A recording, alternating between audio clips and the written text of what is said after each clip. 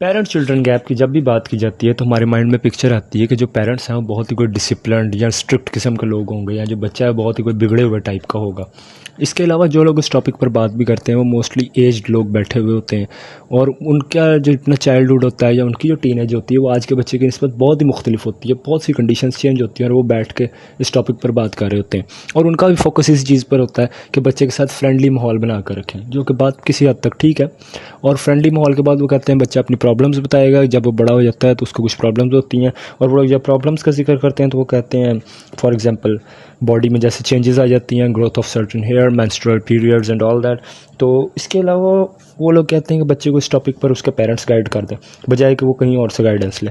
ये बात ठीक है, बट क्या सिर्फ बच्चे की यही प्रॉब्लम्स है, या हमारे बड़ों को शायद सिर्फ इतना ही पता है, या फिर वो अपनी सो कॉल्ड इमेज बचाने के लिए पूरी हकीकत बताना ही नहीं चाहते और अपना ही पर्सपेक्टिव देकर और अपनी एजम्पशंस के ऊपर ये लोग बात को ख़त्म कर देते हैं। लेकिन अब बात यह है कि बच्चे वाली साइड कौन एक्सप्लेन करेगा। फ़र्स्ट ऑफ़ ऑल, हमारे पेरेंट्स और उनके पेरेंट्स के दरमियान जो गैप था वो बहुत कम था as compared to us and our parents, जिसकी बहुत सारी वजूहात हैं, जैसे कि social media, interests, development and so on, जिसने हमारी सोच को इस तरह डेवलप कर दिया और सोसाइटी में इस तरह की चेंजेस ला दी हैं जिनका पहले तसव्वुर करना भी इम्पॉसिबल था। फिर पैसे की भागदौड़ ने भी बहुत सारी चीज़ों को चेंज किया। आज का बच्चा एक्चुअली बहुत ही स्ट्रेट फॉरवर्ड और टू द पॉइंट हो चुका है, उसको सीधा सीधा जवाब चाहिए, जबकि आजकल के जो पेरेंट्स हैं वो सीधा सीधा जवाब देने में मोस्टली फेल हो जाते हैं, क्योंकि उनके पास जो नॉलेज है वो या तो उन्होंने सोसाइटी से सीखा है या अपने बड़ों से सीखा है, जो कि मोस्टली चीज़ें तो वैसे ही गलत हैं। और जब वो उसका बच्चे को सही जवाब देने में फेल हो जाते हैं तो फिर वो लोग अपने आप पर ब्लेम नहीं लेना चाह रहे होते, और जब बच्चा इनको करेक्ट करवाना चाहता है तो वो लोग इस बात पर बिल्कुल भी नहीं आते, और वो इसको अपनी भी और अपने बड़ों की दोनों की इंसल्ट समझते हैं और कहते हैं सोसाइटी में इस तरीके से चलता है और ये हमारा कल्चर है। What culture? ये कोई कल्चर नहीं है, एक्चुअली हमारा तो कल्चर भी बोरोड है जिसको ये लोग सब फॉलो करके बैठे हुए हैं। और बजाय के बात को समझने के ये लोग अपना इलॉजिकल सा गुस्सा दिखाते हैं और बच्चे को चुप करवा देते हैं। That's it, game over. क्योंकि इसकी असल वजह ये है कि इनके अंदर पावर ऑफ एक्सेप्टेंस है ही नहीं। मैं MS धोनी का इंटरव्यू देख रहा था, उसमें वो कहता है कि मेरी बेटी है, एंड जब उससे पूछो कि पापा क्या हैं, शी सेज पापा इज़ मनी। व्हाट? पापा इज़ मनी। और हमारे पेरेंट्स को भी यही लगता है कि हम लोगों ने बस बच्चों को सहूलियात दे दी, मनी दे दी, या वट एवर, हम लोगों ने इनकी ज़रूरियात पूरी कर दी, दैट्स इट, हमारे फ़राइज़ ख़त्म। और फिर वो लोग सेक्रीफाइस एंड ऑल दैट गिनवाना शुरू कर देते हैं। इसके बाद अगर बात करें तो स्ट्रिक्ट पेरेंट्स की बात कर लेते हैं, जो पेरेंट्स बहुत ही ज़्यादा स्ट्रिक्ट किस्म के होते हैं। एक्चुअली ऐसे पेरेंट्स को बच्चा कभी भी अपनी प्रॉब्लम नहीं बता सकता, क्योंकि मसला ये होता है कि जो बच्चा है वो अपनी प्रॉब्लम आपसे शेयर कैसे करे, वो आपका स्वीयर रिएक्शन नहीं देखना चाह रहा होता। और जब वो अपनी प्रॉब्लम्स आपसे नहीं शेयर करेगा तो उसको किसी ना किसी की तो ज़रूरत है कि वो अपनी प्रॉब्लम्स शेयर करे। अब वो बाहर जाके किसी को बताएगा तो वो कोई उसका सगा तो है नहीं, तो वो फिर उसका गलत फ़ायदा भी उठा सकता है। और ट्रस्ट मी, इस तरह के जो स्ट्रिक्ट पेरेंट्स होते हैं इनके बच्चे सबसे ज़्यादा बिगड़े हुए होते हैं। To every action there is an equal and opposite reaction. और फिर बाद में यही पेरेंट्स अपना सर पकड़ के बैठे होते हैं कि हमसे क्या गलती होगी, हमारा बच्चा इतना बिगड़ा हुआ कैसे निकला है। फादर अपनी जगह, लेकिन जहाँ तक मदर्स को मैंने देखा है कि उनको अपने बच्चे के साथ कोई ऑब्सेशन होता है। वो अपने बच्चे को पता नहीं अपनी कोई प्राइवेट किस्म की प्रॉपर्टी समझती हैं, उसको अपनी पर्सनल चीज़ समझती हैं और उसको इसी तरीके से डील करती हैं। इनफैक्ट आफ्टर मैरिज भी बच्चे को इस तरीके से ट्रीट किया जाता है, और यकीन करें इस तरह घरों में आफ्टर मैरिज बहुत सारी प्रॉब्लम्स आ जाती हैं मदर के एटीट्यूड की वजह से। बच्चे का घर ख़राब भी हो सकता है। फिर बात करते हैं बच्चे की प्राइवेसी की। यहाँ पे बच्चे को प्राइवेसी नाम की तो चीज़ इस सोसाइटी में दी ही नहीं जाती ना, क्योंकि हमारे पेरेंट्स को नहीं समझ लगती कि बच्चे को प्राइवेसी क्या चीज़ है। जबकि साइकोलॉजिकली बच्चे को प्राइवेसी देनी लाजमी है एक एज के बाद, ताकि उसकी साइकोलॉजिकल और मेंटल डेवलपमेंट हो सके। हमारे यहाँ इकट्ठे रहने पर फोकस किया जाता है। अब इकट्ठे रहना इज़ गुड थिंग, इकट्ठे रहना अच्छी बात है, इसमें कोई ऐसा मसला नहीं है, बट इकट्ठे रहने का मतलब ये नहीं है कि आप एक दूसरे की पर्सनल लाइफ में इंटरफेयर करें।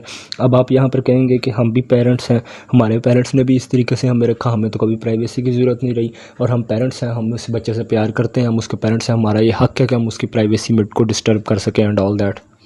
तो फर्स्टली प्राइवेसी का हक़ उसको रिलीजन ने भी दिया, इसलिए आप उसकी प्राइवेसी डिस्टर्ब नहीं कर सकते, दैट्स सिंपल।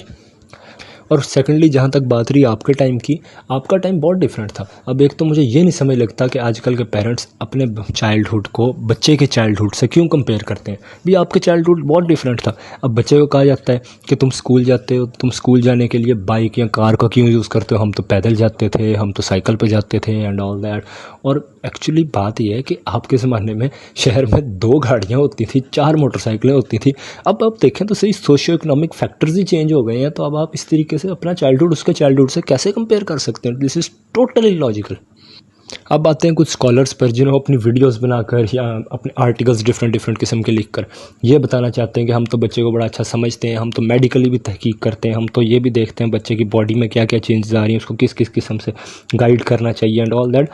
बात ठीक है, बच्चे को गाइड करना चाहिए, लेकिन वो बहुत कुछ मिस कर देते हैं। फॉर एग्जांपल, जैसे ही बच्चा प्यूबर्टी हिट करता है तो उसको वो लोग मिसाल के तौर पे बताते हैं नाइट फॉल के बारे में, पीरियड्स के बारे में, हाइजीनिक मेजर्स के बारे में, यही अप्रोच रखते हैं। लेकिन एक्चुअली ये अप्रोच काइंड ऑफ इनकम्प्लीट है, क्योंकि बच्चा जब यहाँ तक पहुँचता है तो सिर्फ बॉडी में चेंजेस नहीं आती, बहुत सारी मेंटल चेंजेस भी आती हैं, बहुत सारी मेंटल डेवलपमेंट उसकी हो जाती है। और आजकल जैसे social media and all that, इस तरीके की बहुत सारी चीज़ें जो बच्चे को मेंटली बहुत कुछ चेंज उसका कर देती हैं पुराने बच्चों की निस्बत। और डाइट्स है हमारे इधर जानवरों को ऑक्सीटोसिन के टीके लगाए जाते हैं, फिर उन्हीं का मिल्क और उन्हीं का मीट इस्तेमाल किया जाता है डाइट्स में, जिसकी वजह से हार्मोनल चेंजेस बहुत सारी बॉडी के अंदर आती हैं और इंसान जल्दी प्यूबर्टी हिट करता है। और इसी हार्मोनल चेंजेस की वजह से बच्चे के अंदर डोपामिन रिलीजेस बहुत सारे होते हैं। और एक्चुअली मैं आपको अगर हकीकत बताऊं, the child actually needs sex और सेक्सुअल प्लेयर्स। अब इन पर कौन बात करेगा? क्यों? आपने तो बॉडी के चेंजेस देख लेना, आपने मेंटल या हार्मोनल चेंजेस को तो गौर ही नहीं किया। फिर कहते हैं हम मेडिकल की चीज़ें देखते हैं। और ना तो बच्चा आपको इस बारे में बताता है और ना ही आप इस बारे में जानते हैं, और बच्चा एक्चुअली मेंटली फ्रस्ट्रेट हो जाता है और उसके बाद वो बहुत सारे उल्टे सीधे तरीके इस्तेमाल करता है अपनी फ्रस्ट्रेशन दूर करने के लिए, इंक्लूडिंग मैस्टरबेशन।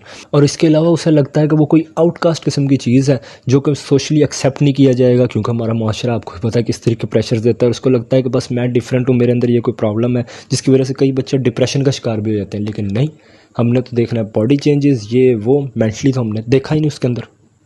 डिस्कस कर लेते हैं रिलेशनशिप्स। अब जब रिलेशनशिप्स की बात की जाती है तो यही होता है कि जैसे ही हम लोग प्यूबर्टी को हिट करते हैं, जो मैंने पहले काफ़ी सारे फैक्टर्स बताए यहाँ पे कि hormonal changes and all that, ये सब कुछ इसको प्रमोट करती हैं और अपोजिट जेंडर आपको अट्रैक्ट करता है, ख्वाह वो लड़का हो या लड़की हो, दोनों को अपोजिट जेंडर अट्रैक्ट करने लग जाता है। और फिर सोशल मीडिया और डिफरेंट फैक्टर्स और हमारी सोसाइटी और फ्रेंड्स और ये सारा कुछ इस चीज़ को आजकल के दौर में प्रमोट ही करता है। अब क्या बात है कि अगर एक इंसान रिलेशनशिप्स में आ जाता है या आना चाहता है, या उसको कोई प्रॉब्लम है, या एक लड़की को कोई लड़का पसंद आता है, या एक लड़के को कोई लड़की पसंद आती है, उसको सबसे पहले अपने पेरेंट्स को बताना चाहिए, जो कि एक राइट वे है।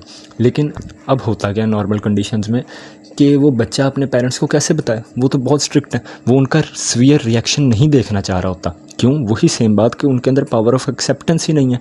अब पावर ऑफ एक्सेप्टेंस ना होने की बहुत बड़ी रीज़न मैं आपको देता हूँ, वो ये है कि हम लोगों ने ना एक इमेज क्रिएट किया हुआ अपने बच्चे का, बहुत सारे पेरेंट्स ने क्रिएट किया होता है कि हमारा बच्चा तो कोई फरिश्ता सिफ्त इंसान है, तो वो तो गलती कर ही नहीं सकता और ऐसा कुछ हो ही नहीं सकता। और हमने बड़ा अच्छा इमेज बनाया होता है अपने बच्चे का कि हमारा बच्चा नहीं कर सकता, बाकी दुनिया जहान के बच्चे जो मर्जी करें। क्यों? आपका बच्चा इंसान नहीं, उसके अंदर भी वही इमोशंस हैं, वही सारा कुछ है, वो भी उसी मिट्टी से बने जिससे बाकी सब बने। ये बड़ी कॉमन सी बात है, बड़ी लॉजिकल सी बात है, जिसको ये लोग समझ नहीं पा रहे। अब मिसाल लेते हैं कि एक बच्चा है, वो इस तरीके किसी फैमिली का, अब वो अचानक से स्मोकिंग स्टार्ट कर देता है।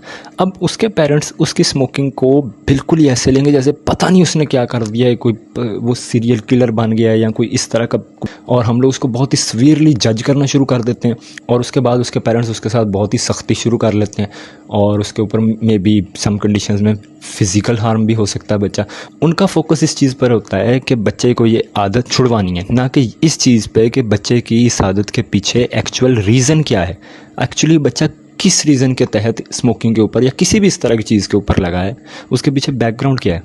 इसके साथ मैंने एक और फैक्टर डिस्कस किया था कि बच्चे जल्दी प्यूबर्टी हिट कर रहे हैं हमारे जेनेटिकली मॉडिफाइड ऑर्गेनिजम्स की वजह से, और उसके अलावा भी काफ़ी कुछ की वजह से, सोशल इम्पैक्ट की वजह से और अपने डाइट्स की वजह से। जो बच्चे ने प्यूबर्टी, जो पहले जनरेशन में हमारे बच्चे जो थे या अपने पेरेंट्स जो थे, वो प्यूबर्टी जाके हिट करते थे 16 साल, 17 साल, 18 साल की उम्र में। अब 10-12 साल का बच्चा भी प्यूबर्टी हिट कर लेता है, दैट इज़ नॉर्मल। अब होता क्या है, वो प्यूबर्टी तक पहुंच जाता है जल्दी और मेंटली वो उस स्टेज तक पहुंचा नहीं होता, क्योंकि आप लोग समझते हैं कि हमने जब प्यूबर्टी हिट की थी हमें तो बहुत अकल थी, हमें तो इन चीज़ों का पता था और एक एक चीज़ का हमें क्लियर थी, क्योंकि आपकी एज उस टाइम पे 17-18 साल थी, उसकी 10-12 साल है और उसको अभी तक बहुत कुछ नहीं क्लियर। और इसके बाद क्या होगा, बच्चा ज़्यादा से ज़्यादा मेंटली फ्रस्ट्रेट होता जाएगा।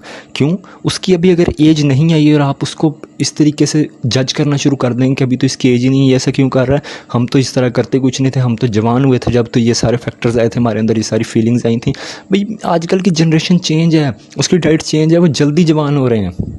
Talk about the solution. अब सोल्यूशन की बात की जाए तो सबसे पहले ये है कि अगर तो आपको ये लगता है कि आप अपनी सख्ती करके बच्चे पे या कुछ इस तरह के फैक्टर्स को ला के आप बच्चे को कंट्रोल कर सकते हैं तो बिल्कुल गलत है, क्योंकि सिंपल सी बात, उसको जब भी मौका मिलेगा उसने वो हरकत करनी ही करनी है। अगर आप उसको सख्ती से कंट्रोल करने की कोशिश करेंगे तो कोई फ़ायदा नहीं, आप 24 घंटे बच्चे के साथ नहीं रह सकते। और अगर आप उसको कंट्रोल करना चाहते हैं तो फिर एक एक्चुअल इसका जो सोल्यूशन है वो ये है कि बच्चे को एक विजन दे दिया जाए, बच्चे को ये बात क्लियर कर दी जाए कि सही क्या है, गलत क्या है, अपने डिसीजंस किस तरीके से लेना है, उसको डिसीजन मेकिंग पावर दी जाए, उसको बच्चा बना के रखा जाए। The child should know what's right for him and what's not, that is simple. और उसके बाद बच्चे को ये भी साथ ही साथ बता दिया जाए कि बच्चे ने अपनी लाइफ में फ़ोकस कैसे करना है, उसने डिसिप्लिन कैसे लेके आना है, और उसको इन दोनों चीज़ों की अहमियत बता दी जाए। असल में क्या होता है कि डिसिप्लिन की अहमियत आप बच्चे को बताते ज़रूर हैं, लेकिन डिसिप्लिन देखने में या सुनने में बहुत ही बोरिंग सी चीज़ फील होता है कि ये आदमी बहुत डिसिप्लिन लाइफ गुजारा है, बड़ी बोरिंग सी चीज़ है ये वो। नहीं, ऐसा कुछ नहीं। उसको पहले क्लियर करें कि डिसिप्लिन की इंपॉर्टेंस क्या है। जब उसको इस चीज़ की इंपॉर्टेंस का अंदाज़ा हो जाएगा तो वो ऑटोमेटिकली डिसिप्लिन्ड हो जाएगा और वो अपनी लाइफ पे फोकस करना शुरू कर देगा और एट द एंड वो एक दिन इंशाल्लाह सक्सेसफुल बन जाएगा। नेक्स्ट मैं ये कहता हूँ कि आप बच्चे की छोटी मोटी मिस्टेक्स को इग्नोर कर दीजिए। इतनी कोई बड़ी बात नहीं होती, जो वो छोटी मोटी गलतियाँ कर रहा है उसको इग्नोर कर दीजिए। शायद उसको खुद ही टाइम के साथ अकल आ जाए कि अगर घर वाले नहीं देख रहे तो मैं ऑटोमेटिकली सारा कुछ छोड़ दूँ, क्योंकि अगर आप प्रेशराइज करेंगे तब तो वो लाजमी तौर पर करेगा, लेकिन जब उसका माइंडसेट बना देंगे तब वो ऑटोमेटिकली अपनी कोई भी बुरी आदत होगी उसको छोड़ देगा। और साथ ही साथ थोड़ी बहुत अपने अंदर पावर ऑफ एक्सेप्टेंस लें ताकि आप इस जनरेशन को अच्छे तरीके से लीड कर सकें और ये जनरेशन भी आपसे बागी ना हो, क्योंकि आजकल के बच्चे बहुत सारे बागी भी इसी वजह से हो रहे हैं। सो जस्ट विजन की ज़रूरत है और कुछ भी नहीं है। एक प्रॉपर माइंडसेट बच्चे का बना दें, दैट्स इट, आपका बच्चा ज़िंदगी में कामयाब है। पैकअप।